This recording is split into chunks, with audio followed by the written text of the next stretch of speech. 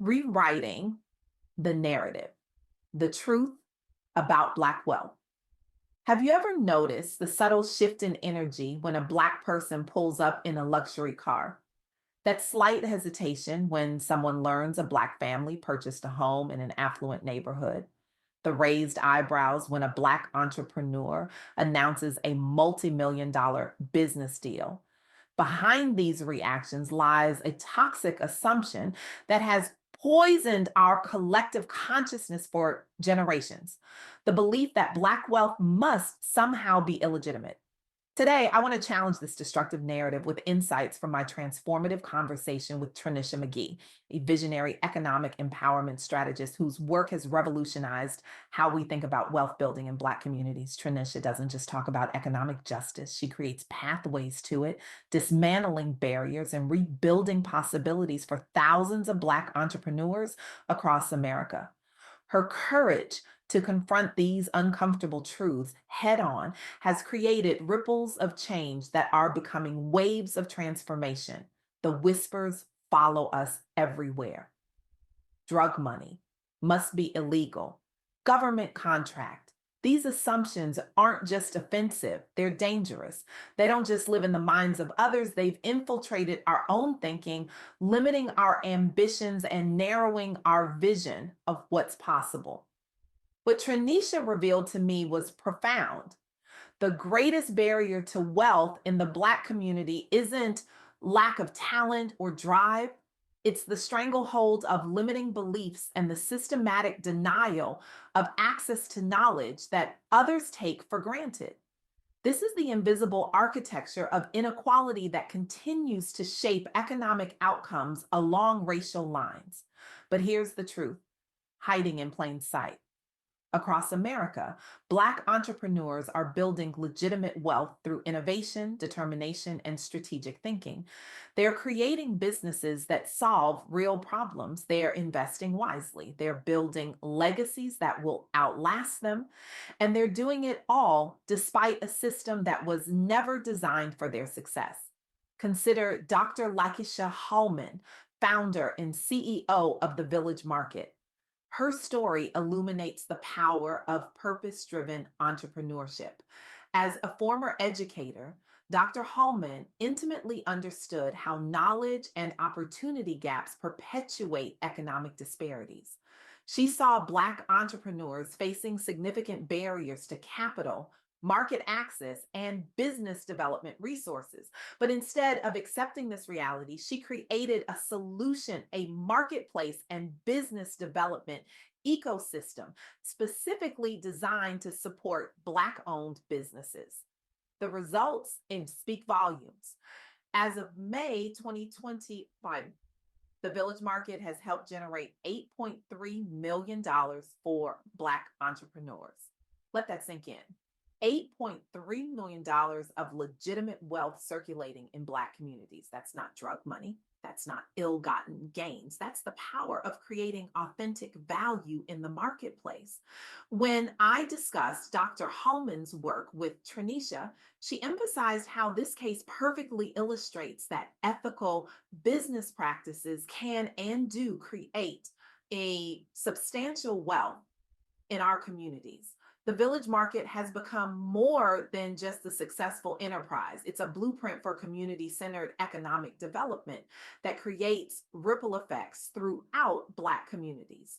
But the journey to wealth isn't just about having a good idea or working hard, it's about access to knowledge, access to networks, access to opportunities that have historically been denied to our communities. Kai Cunningham's story powerfully illustrates this truth. After a chance connection at Villanova with Jim Davis, co founder of Allegis Group, Cunningham eventually found himself working at Goldman Sachs, managing a $2 billion division. But what he discovered there wasn't that he lacked talent, it was that he lacked the generational knowledge his peers took for granted. As Cunningham observed, his counterparts had parents who ran divisions at the firm. They'd been speaking this language since birth. The wealth gap isn't about ability, it's about access to information and connections that create create opportunities. Tranisha emphasized this point repeatedly in our conversation. She explained how Cunningham recognized this disparity and decided to become the bridge. Today, he connects Black athletes and entertainers with investment opportunities through limited ventures, creating new pathways for wealth creation and retention in the Black community through legitimate investment vehicles. As Cunningham himself puts it, when you put those two groups in the same room with a shared investment opportunity, that's when 1 plus 1 equals 50. This is the power of access, of networks, of breaking down the barriers that have kept wealth out of reach for so many in our community. But what about Black women specifically? The challenges they face in building wealth are even more pronounced. A 2022 Zillow study found women have access to 18% less of the real estate market than men due to the wage gap, with even wider gaps for Black women. This is where Natasha Davis enters the picture. As Trenisha explained to me, Davis founded The Block, a 100% female owned construction and investment firm helping Black women build wealth through real estate. Her journey from nurse to real estate developer is a testament to the power of vision and determination. After facing issues with contractors during her own real estate investments, Davis didn't complain. She took action. She learned carpentry herself and eventually launched a full construction company. Today, the block not only builds wealth for Davis, but creates pathways for other Black women to enter real estate development and investment. When we control the means of production, we control our economic destiny. Tranisha quoted Davis as saying, this philosophy drives the block's dual approach. A for profit company paired with a nonprofit foundation that provides training, mentorship, and direct pathways into real estate for Black women. These stories share a common thread. Legitimate wealth building in the Black community isn't just possible, it's happening right now. But it requires specialized education and community support to overcome generations of systematic exclusion. This is why programs like Melanin Money, created by Carter Cofield and George Achampong, are so critical. As Trenisha emphasized, these initiatives are dedicated to helping Black entrepreneurs build lasting wealth through targeted financial education. Their mission to build the one financial education community designed to serve aspiring melanin millionaires addresses the specific challenges and opportunities facing Black wealth builders. The poet Maya Angelou once said, you can't really know where you're going until you know where you have been. For too long, our community has been told a false narrative about where we've been and what's possible for our future. Trenisha's work challenges us to rewrite that story. Imagine the transformation if we abandon the misconception that Black wealth comes from illicit means. We would see a dramatic increase in legitimate entrepreneurship and investment in Black communities. Financial education programs would reach wider audiences. Organizations supporting Black entrepreneurs would find more support for their missions. The economic multiplier effect would strengthen our communities as wealth circulates within them, creating jobs and opportunities. But this transformation begins with you, with me, with all of us rejecting the limiting beliefs that have been imposed upon us and embracing the truth that we are capable of building legitimate, sustainable wealth through knowledge and strategy and determination.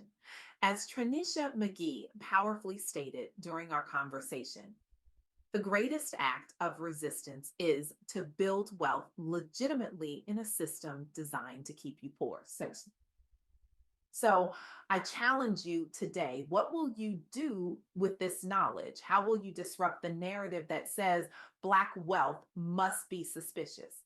Will you continue to perpetuate these harmful assumptions, or will you become part of the solution? First, examine your own beliefs. When you see a successful Black person, what assumptions automatically arise in your mind? Challenge those thoughts. Replace suspicion with celebration. Second, educate yourself about legitimate wealth building strategies in the Black community. Seek out resources specifically designed for Black wealth builders. Connect with organizations like the Village Market that support Black entrepreneurs. Remember that building wealth is about knowledge, networks, and consistent action, not shortcuts or illegal activities. Third, support Black businesses intentionally and consistently.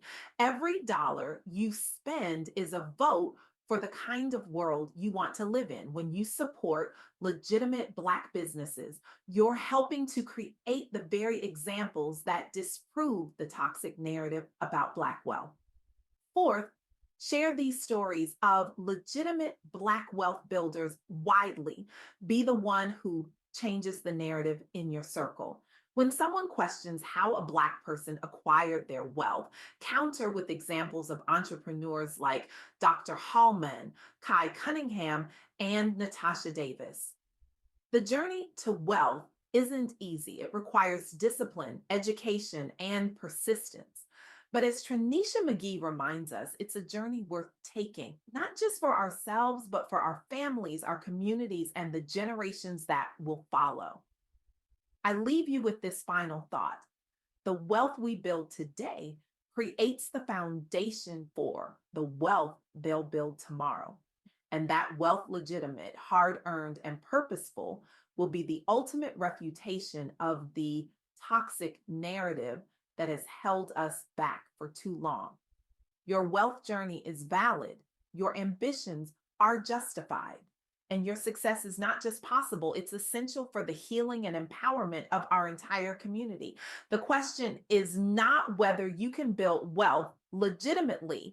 The question is, will you accept the challenge to do so despite every narrative that says you cannot? The choice is yours. What will you build?